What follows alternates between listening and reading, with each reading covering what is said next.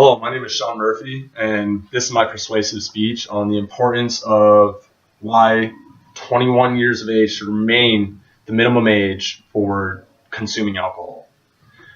Now, there's always been a lot of talk about lowering the drinking age because you become an adult at the age of 18. And then there's always been supporting documentation on why it is important to keep the drinking age 21 years of age. So I'm going to tell you why right now. First, I'm going to start off with a brief history on the United States and alcohol consumption. So from the birth of our nation to 1919, there was no minimum drinking age. In 1920 to 1933, once automobiles got more into the mix of things, the 18th Amendment was ratified and prohibiting sale and consumption of alcoholic beverages.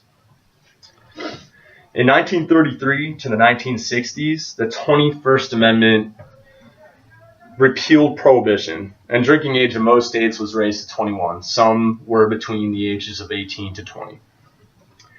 In the late 60s to 70s, the drinking age was lowered to 18, which led to an epidemic of drunk driving, alcohol-related car accidents, to the point that drunk driving was considered a public health crisis.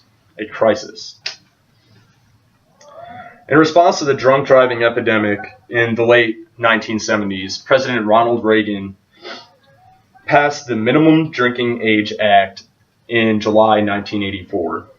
He raised the legal drinking age to 21 years of age. Raising the drinking age worked.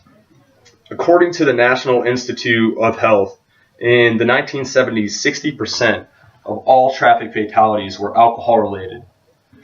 2/3 of car accidents involving 16 to 20-year-olds were alcohol-related accidents. According to NIH, drunk driving accidents have dropped 50% since the Minimum Drinking Age Act was passed. The National Highway Transportation Safety Administration states that the 21 laws have saved an estimated 900 lives on the road yearly. Now, that's the history and social side of it. There's always a bigger reason, and that is the science side. Now, let's start off with kids in college. Kids in college hate the legal drinking age.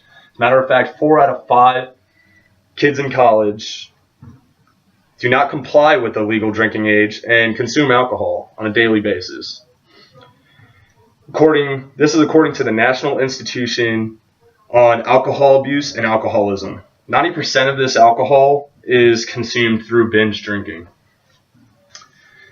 Now, this is one of the most important phases of cognitive development, is late adolescence.